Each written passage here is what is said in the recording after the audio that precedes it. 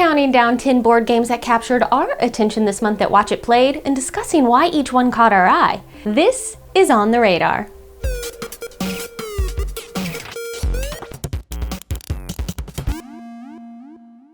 If there's one thing I can't stand, it's a drably lit oubliette. Which is why the first game I personally picked this month is Dungeon Decorators from Slugfest Games. This game takes place just after an evil overlord with ruthlessly poor decorating taste has died, opening the door for numerous power-hungry political punks who want to take his place. And that's where you, a dungeon decorator who specializes in setting up cozy underground spaces, comes in. Compete to build the best dungeon with all the right accoutrements so that your villainous clients can move in, feel at home, and get started doing their dirty deeds. So I love Tile Lane, and this is a tile drafting game where players try to please clients by decorating a dungeon just right, which sounds a bit like one of my favorite games, Castles of Mad King Ludwig, but with a tantalizing twist on the castle building theme, dungeons. And the premise of not just crawling through them, but also covering them in decorations has me so curious and intrigued that I've started my very own board game interior design company. Have you recently turned your tiny town on the island of Catan into a superior city? Or upgraded your hovel of houses on Baltic Avenue into a hot new hotel? Well, now transform the inside of your properties with Paula Deming's Board Game Interior Design Services. I've got couches for Catan, terraces for Terra Mystica, storage ideas for Spirit Island, and more. Book your consultation today and turn your suburbia into a superbia. Paula Deming's Board Game Design Services are solely responsible for the content of this ad and would like to remind you that a mistrial is technically the same as settling out of court. And speaking of excellent products and services, this episode is made possible in part by the legendary expansion Annihilation from Upper Deck, which confronts players with a dark new threat, Annihilus, Lord of the Negative Zone, who has declared war on anyone who crosses his path, and thus heroes, villains, and courageous interior design decorators the world over must stand together against the total annihilation that looms, resulting in such team-ups as the Fantastic Four working alongside Galactus, Dr. Doom, Baron Zemo, and maybe even Joanna Gaines. So unite against the incoming wave of destruction before it's too late. Evil wins and all our tasteful Berbers are placed with Rust Orange Shag. Annihilation is an expansion for the legendary base game, which is required to play. Find it soon at local game stores and upperdeckstore.com. Follow the link in this video's description for more. And continuing our theme of activities involving ancient architecture, next we move from dungeons up to the main floor with Chaz's first pick, Castle Party from DeVere Games. Each year, the Pumpkin King invites a mob of merrymaking monsters to his decently decorated castle to celebrate the autumn ball in his honor. This creature-filled castle party is not to be missed, attended by every monster lucky enough to scare up an invitation. Now, some people may call Castle Party a roll and write game, but those people would be wrong, and I would call them up during breakfast to express my disappointment at their behavior, because this is a flip and write game, meaning that the active player reveals a card on their turn that has a polynomial shape. And then everybody plays one of the monster cards that they have in an attempt to match the shape on the card. In correspondence with their position around the table and the unique perspective on that shape that it gives them, each player draws the monsters on their own personal boards, trying to arrange them into families. Players then earn points based on how well they have grouped their ghoulish guests. Hey Chaz, do you think the owner of the castle would hire me to decorate their castle party? I mean, since I've already designed their dungeon? What? You know what? Never mind, I almost forgot my golden rule. I don't actually care. Excellent. That's exactly what I wanted to hear. Paula wins over another client. You're on your way, Paula. Just don't flood another client's house. At least not on purpose this time. Next up is one of Matthew's top picks, Llama Land, where being a farmer isn't exactly easy. What with being surrounded by hills, mountains, and the compounding disenfranchisement of agriculture as a self-sustainable enterprise. But even so, growing potatoes, corn, and cocoa on the slopes of the mountains is made easier by the lighthearted llamas who are here to help. Because volunteering uncompensated industrial farm labor is what llamas are known for.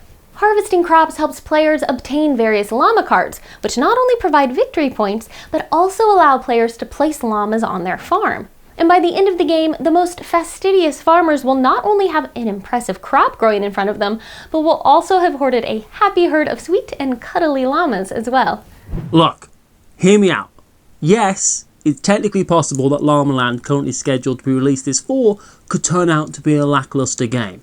But I'm willing to put my money where my mouth is and place my bets on it. Llama Land looks like a mixture of the game's Gingerbread House and Number 9, with building up to attract a noble llama to your farm.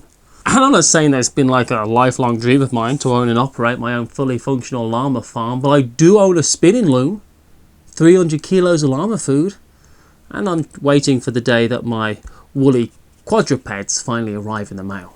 Hey Matthew, who'll be responsible for decorating your llama farms? Yeah. You? Sweet! Paula's interior design empire continues to grow. I am an unstoppable machine! Which reminds me. Note to self. Don't use an unstoppable machine while redecorating. Also find out how much a replacement wall costs. Everyone's favorite front yard forts receive an upgrade with Monique's pick this month, the Cats and Dogs expansion for Fort from Leader Games. This expansion adds 2 modules to the base game, Dogs and Cats, and players can incorporate one or both as desired when they play. Dogs are loyal. When one is played, it stays in its doghouse, but neglect it, and it'll wander off. Meanwhile, cats are fickle. Their actions happen at specific times, and they will be lured away to different yards that have specific suits, even if their owner has them too. I'm a huge fan of the base game, and I can't think of a more adorable theme for Fort's first expansion. Plus, I'm super stoked that my interior design firm was selected to decorate all the neighborhood forts. I'm sorry, your who is going to do what? Yeah, I just secured the contract this morning. My design firm is decorating the whole thing. So watch your back, Deming. Monique, that took an unexpected turn. Don't forget to, subscribe or whatever.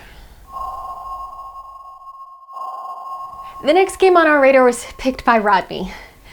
Good old, reliable, trustworthy Rodney who would never let you down, never run around and desert you. Yes, I'd like you to decorate my city in my city. The whole thing. Of course! You're the only interior designer I'm even considering. Okay, that's wonderful. Can you say hi to Naveen for me? Perfect. All right. We'll talk to you soon. Bye-bye. Oh, hi, Paula. I was just on the phone with Paula. Oh, okay. I'll check my voicemail later. Rodney, I believe your first pick is 2018's 300 Earth and Water, a war game for 2 players, in which one player controls the Greeks and the other controls the Persians. The game is card-driven, as cards can trigger events or move an army or fleet. Events can provide advantages in battles or interfere with the enemy, but military action is paramount to win. That's right. Twilight Struggle, Watergate, Blitzkrieg, Fox in the Forest, Jaipur, checkers. I have a soft spot for 2-player games and mid-century modern interior design. But regarding games, lately I've been enjoying exploring war games. So a small box, 2-player war game, well, that's my perfect Venn diagram right now, as you can see here. Now that's the wrong diagram. I meant to show this one. See? And one thing I've learned is Venn diagrams don't lie. Well, except for maybe this one.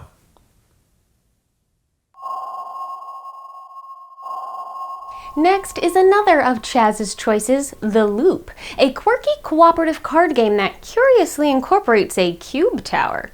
Decorating cube towers is one of my specialties, by the way.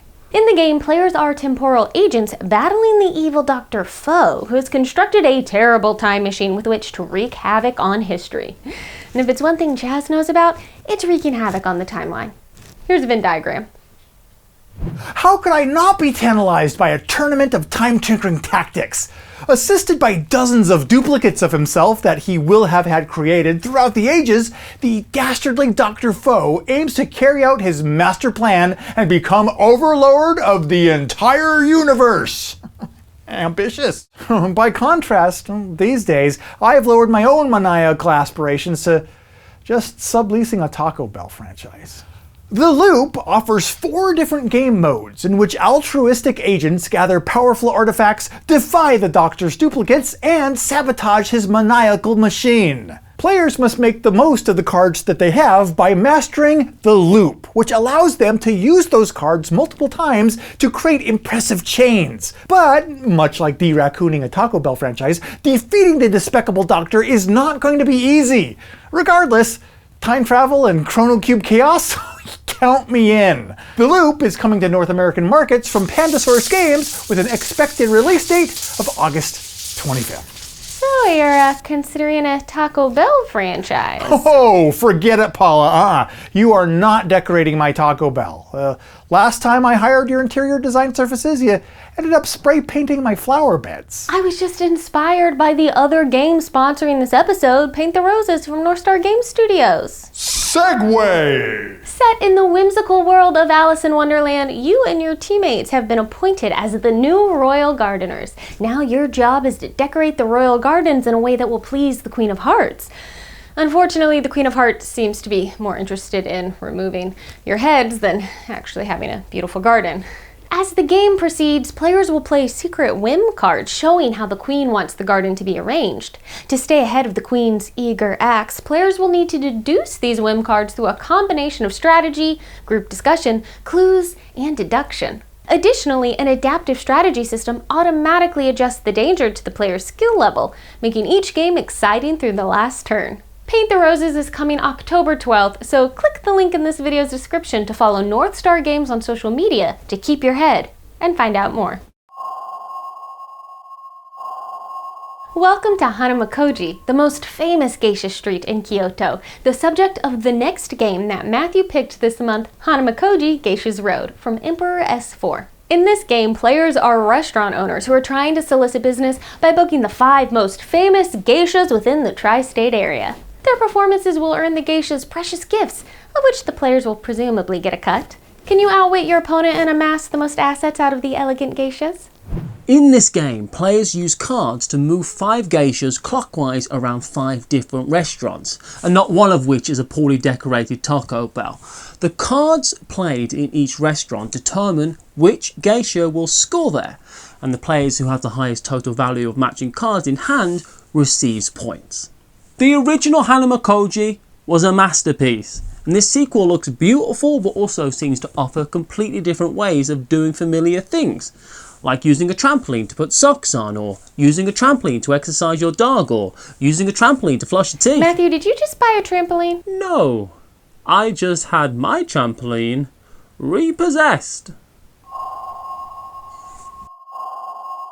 The world's coffee farmers, much like interior design school dropouts, are vastly underappreciated in their lifetime, working day in and day out for very little, supporting their families by harvesting small stretches of hillside land and hoping that nobody notices the design school diploma hanging in our office is a forgery. The game Coffee Traders, published by Capstone Games, and selected this month as Naveen's top pick, is set in 1970s Central and South America, Africa, and Asia, where players work alongside their competitors to develop those regions in order to produce the best coffee beans possible, while keeping a watchful eye on the market. Construct buildings to help fair trade coffee plantations thrive while enhancing the coffee trade network. I've been on the lookout for a solid economic coffee-themed board game for quite some time. And what do you know? Along comes Coffee Traders. Just in time to renew my faith in the hobby before I spitefully burned my entire game collection to the ground. Burn what to the ground? Next is another of my personal picks. Yes, that's right, Paula, I still believe in you. It's Synchronized from Zorua Games, in which 2 teams come face to face to perform the best routine in this card game based on synchronized swimming.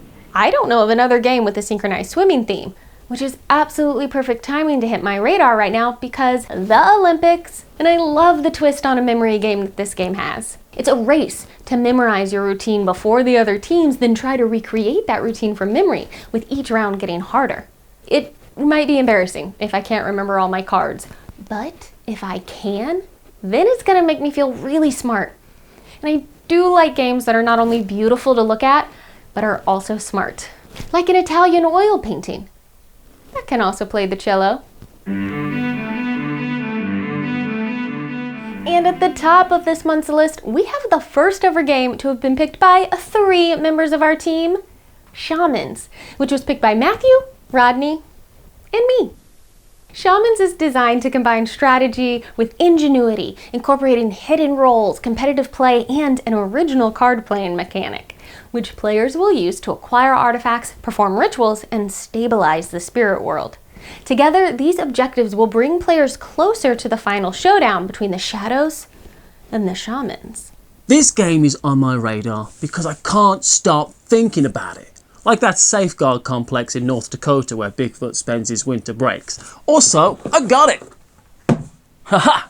This is a social deduction trick-taking game that feels like a mix between Don't Mess with Cthulhu and The Crew while also feeling totally unique. I grew up playing spades. I love trick-taking, and The Crew is one of my favorite games. I also enjoy social deduction games, hidden role games, and settling destruction of property lawsuits out of court. So if this is a trick-taking game that also involves hidden roles and deduction, I am so in. I want to play this game so bad. Matthew put this on my radar when he mentioned it in his video, the top 5 games of 2021 so far, on the This Game is Broken YouTube channel. Now, I like social deduction. I like trick-taking games. And I love Don't Mess with Cthulhu, and Matthew claims this has elements of all 3. All 3? That's like combining chocolate, peanut butter, and a third awesome thing. Such as Paula Deming Board Game Interior Design Services? No, something people like. Perhaps ketchup. Yes, ketchup. Don't question ketchup. Canadians put ketchup on everything. It's the third awesome thing. Oh. Okay. I'm sorry, Paula. You know what? Why don't you handle the interior design of my city in my city? Me? Instead of Monique? You mean it? Sure. Why not? I recently adopted Chaz's golden rule, which makes it much easier. Excellent. I won all 3 contracts. Take that, Monique. I won't backslide on this project, Rodney. Unfortunately, I can't make the same guarantee for your home's foundation. Cool. Well, I've got some projects to go start on. Until next time, I'm Paula Deming. Bye, y'all.